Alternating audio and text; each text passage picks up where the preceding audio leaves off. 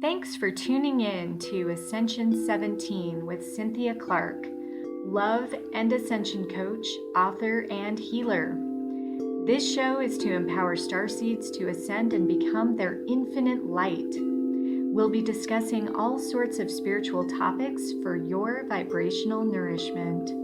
This podcast is sponsored by Ascension17.com, the place to find ascension tools and community. Hi there, everyone, and welcome to Ascension 17 podcast. My name is Cynthia Clark, and I am your love and ascension coach.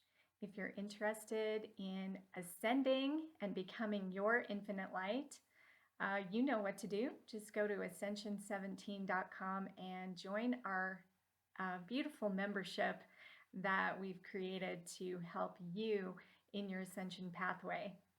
So today I want to talk about what have we learned from 2020, okay? And of course I am coming from my own perspective, but I want to bring in some things that maybe you were not aware of, so you can maybe learn a couple of new things and the value of some of these ancient tools that we have available to us if we just look into it.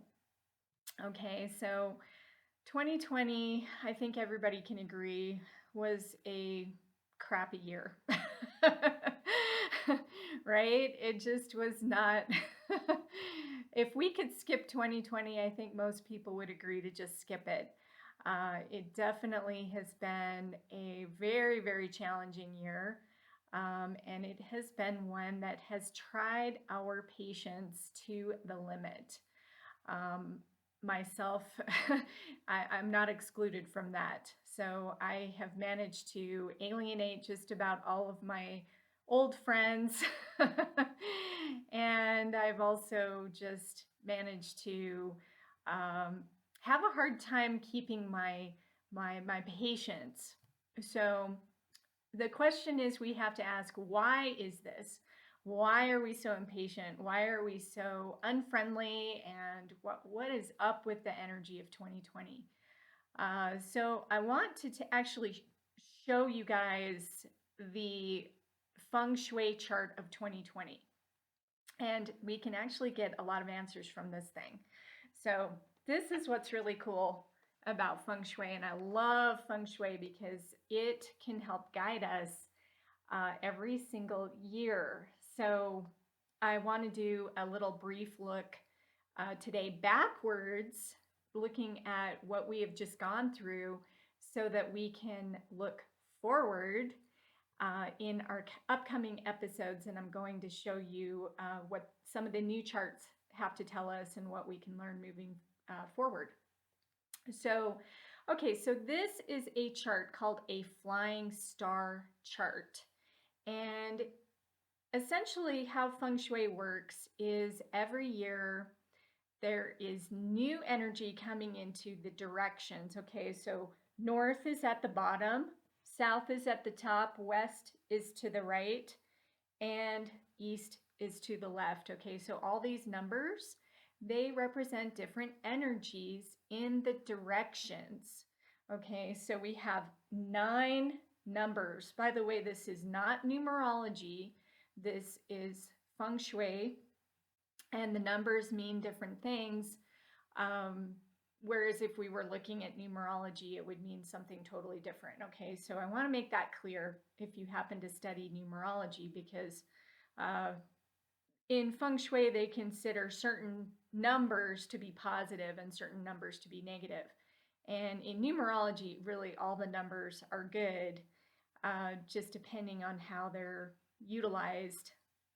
But it's definitely not like that in this system. So what would be considered a negative number would be the number 7 right here in the center of the chart.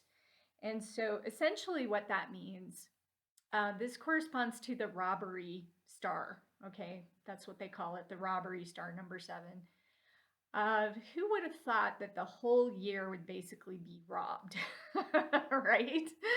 But that's what we're facing with 2020.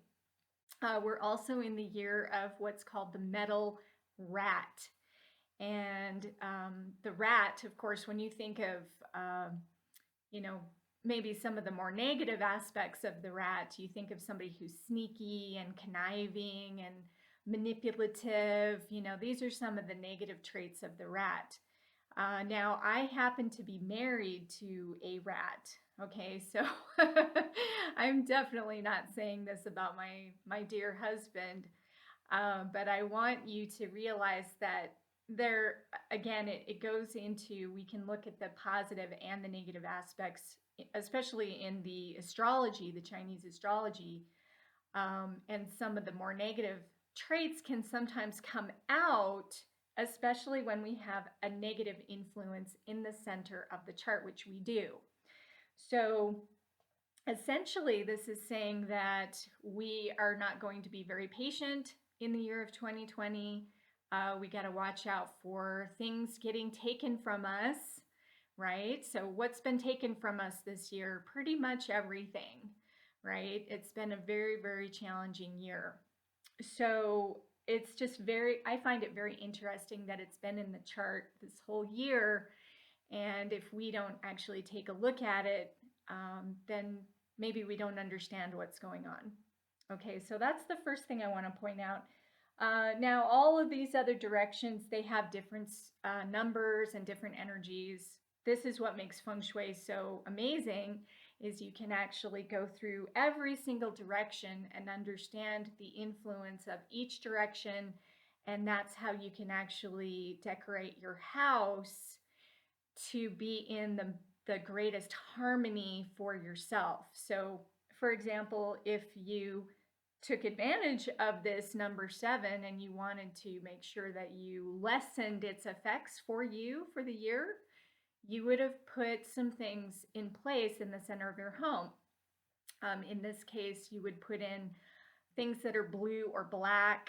You want to bring in some of the water element that appeases the number 7 robbery star. And that's what I did in my home for this year. But we're going to go over 2021, which is actually the year of the ox coming up, which is my year. So I'm very excited. I finally get to host the year. It only comes around every 12 years. That's the cycle of the Chinese animals. So I'm an ox, and the year of the ox is coming up in 2021. But I just want to kind of point this out, like, why are we experiencing all of this in 2020? So feng shui can tell us a lot about what's going on. So another thing that I learned is that you just don't want to take things for granted, right? I basically only got in, I think, 3 trips in the entire year of 2020. And as a Sagittarius, I love to travel. I love to get out there. I canceled just about every single trip I had. Definitely didn't do what I was planning. So when we think about, like, oh yeah, I know I'm going to be doing this, or I know this is going to be happening, we really don't know, do we? Things can happen and change in such a huge way that everything gets changed, right? So one thing that I learned from 2020 is just to not take anything for granted. And I try to really appreciate every single day when I wake up next to my husband, the beautiful place I live here in Sedona, Arizona. And I try just to appreciate my health, my well-being, my opportunities for being the person that I am. All of these things are really good, and it raises your vibration. It raises your vibration when you think like that, right? So when you're, instead of being all upset all the time, what you want to do is bring it back in. What am I grateful for? I'm not going to take for granted anything, because I don't know what tomorrow is going to bring. Okay, so the next one that I learned from 2020 is to do your own research. Okay. anybody out there who doesn't think that there is so much information out there that is manipulative and dishonest, you need to look again, right? We're in a battleground right now for the truth and what is true and what is not true. And of course, we're coming from our own filters. Okay, so your belief system is going to be the number one driver in what you look at and what you believe. And you can find this information in your hands. Again, this is why it's such a great tool, palmistry, um, to help you understand what some of those filters actually are doing and how they affect you. But one of the things that I definitely learned from this year is to do my own research. I couldn't possibly believe half the stuff that was out there as being truth. And you pretty much hear the full range, right? The full 360-degree range of information. You'll hear one thing and then you'll hear the exact opposite and everything in between. So trying to understand what's real and what's not has been a challenge of 2020 and has forced us to really step it up in our own game and figure out, okay, well, what is true? What is true for me? And why do I believe what I believe? And really taking a look at those things. So, and of course, I would recommend the same thing in all of the Ascension tools. Don't necessarily just take my word for something. Do your own research and get out there, start looking at your own hands, start asking your own questions, really diving into what are you here on this planet for, because ultimately that is something you need to answer and you need to live that purpose because we all have a purpose. So the next thing that I learned was to be careful who to trust. Okay, so definitely I actually learned this a long time ago, not to trust the mainstream media. And I stopped watching, actually, it goes even farther back. I'm trying to think how far back this goes. It goes a long way back for me. So I used to own a restaurant down in southern Utah.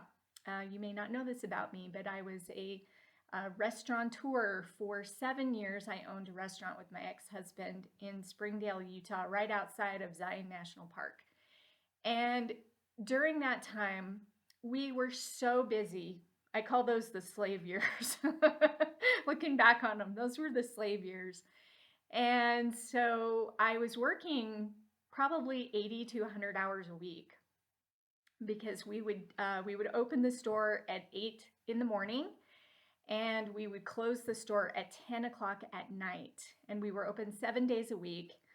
It was crazy hours, okay? I mean, we tried to hire people. We actually did hire a bunch of people, but most of the people were coming from the neighboring town. It was a 25-minute drive for them, the town of Hurricane, Utah.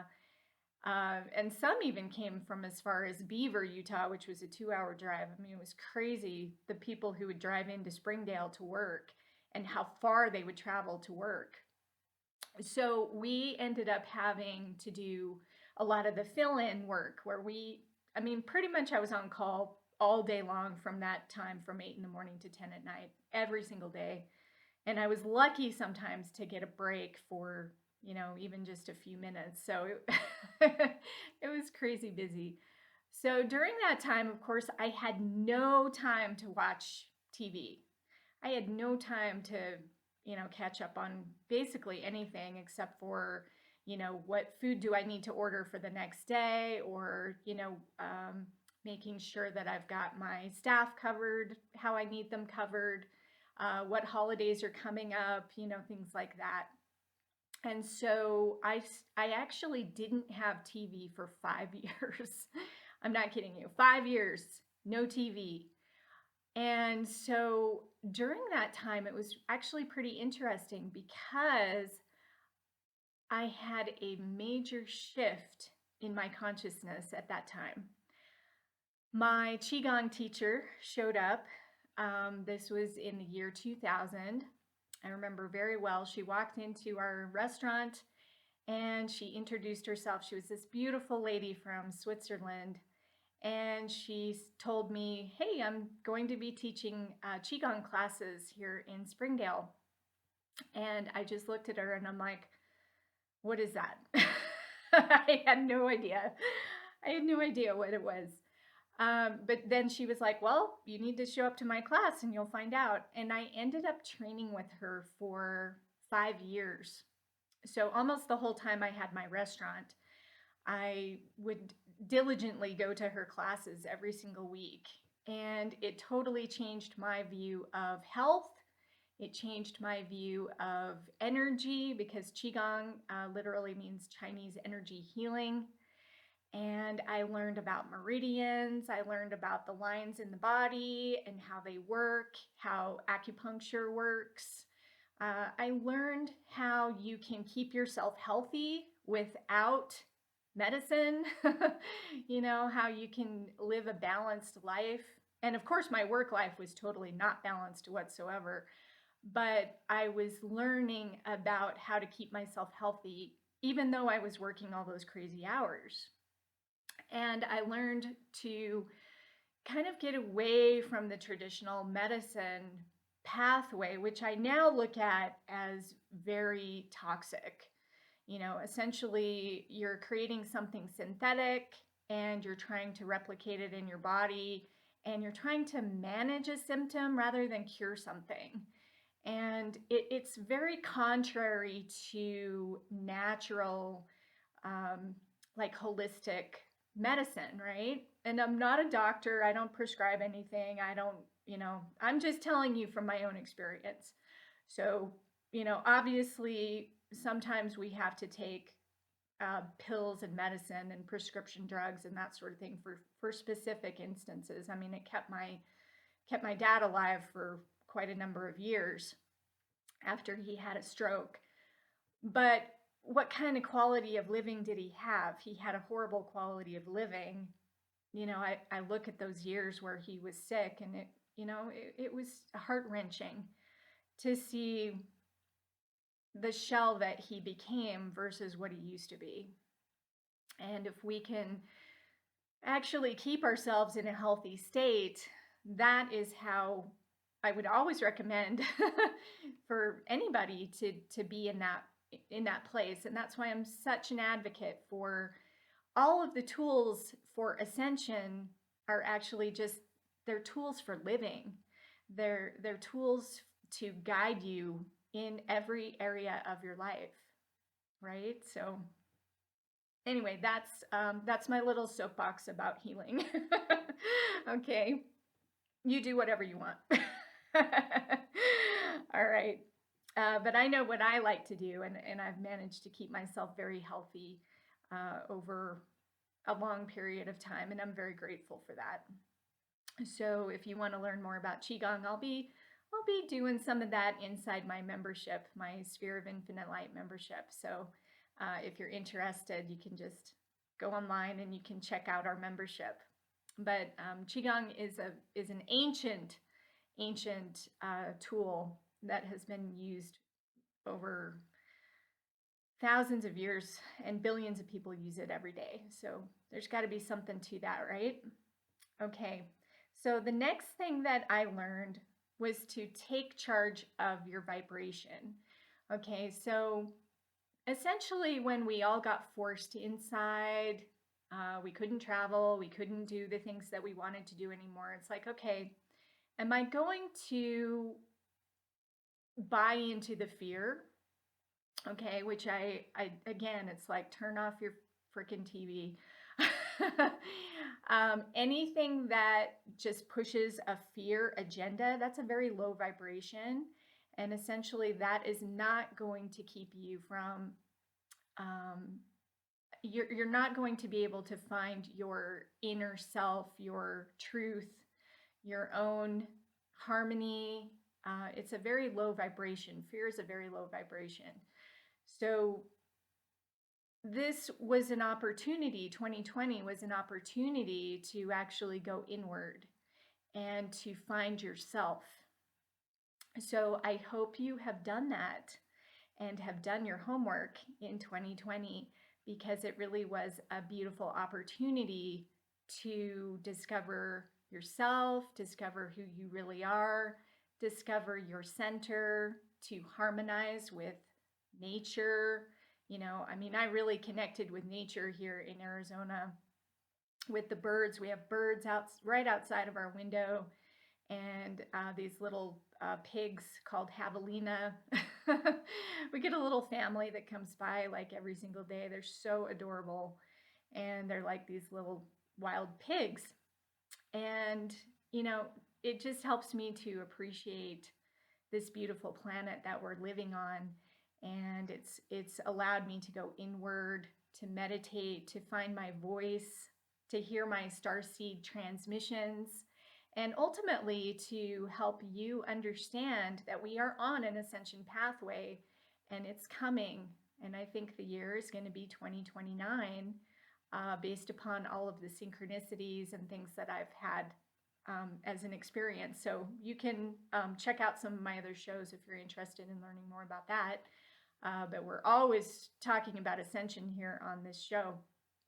And I also welcome your stories. So, if you had some sort of revelations that came through for you in 2020 that maybe turned your life upside down, maybe you lost a job and it forced you onto another pathway, don't look at these things as bad things. Ultimately, they are very good things because they help you grow. And we are here to discover who we are. We are here to discover our lessons, to learn our lessons, to neutralize our karma. These are the steps to ascension. And so you can use every day as an opportunity to grow, or you can use the day to live in fear and to spew hatred and fear. And I personally am choosing the high road, as I always do. And the high road is to spread love, to spread light, to spread joy and happiness. And if I can reassure you that everything's going to be okay, that's what I'm here for as well. Because your soul is eternal. You are eternal. Nothing can kill your soul. And we are here for a purpose. We are here to ascend to the next level in our collective consciousness. So I invite you to join me on that pathway, and let's set the example so that other people can follow. The ones who are still glued to their television set, for example, we need to knock them out of that basically unconscious state.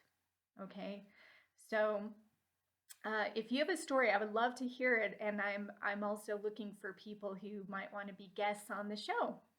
So just email me, follow the link on this page, and send me a message, and we can set it up. But yeah, I love to hear other people's stories besides just my own. So thank you so much for joining me today. I hope you learned a little bit about 2020 and the number 7 and all that.